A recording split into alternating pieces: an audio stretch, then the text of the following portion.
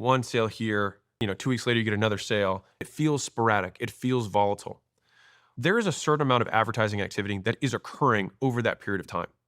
We know that a month passes and you get 1 to 2 sales. So the companies that are in your space that are doing 1 to 2 sales a day, take what you're doing in a month. They do that every day. I know that you can get this. I want to put this in context here. I hear, I would like to build a personal brand. I say, cool. I ask, how much content are you putting out? I say, I put out 1 or 2 pieces a week. And I'm like, that's amazing. For context, for anyone who's listening to this, we put out 450 pieces a week. So the brand that we have is way larger because we do so much more than you do. People can't fathom the idea that someone works 2 times, 5 times, 10 times, 1,000 times more output than they are doing. It is usually the reality of why they are getting 1,000 times more than you're getting.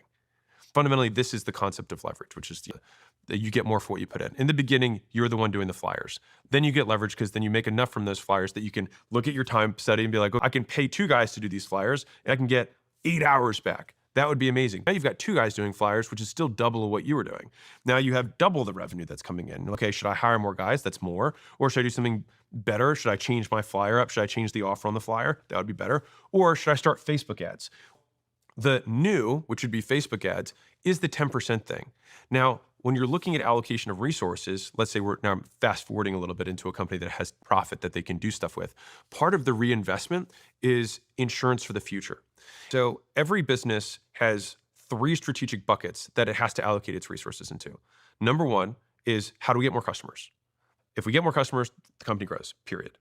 Number 2, how do we increase lifetime gross profit per customer? If we got the same amount of customers, we made all the customers worth more, we would also grow. Bucket 3 is, how do we decrease risk? How do we increase the likelihood that the first 2 things don't stop happening? Mm-hmm. So those are the 3 buckets.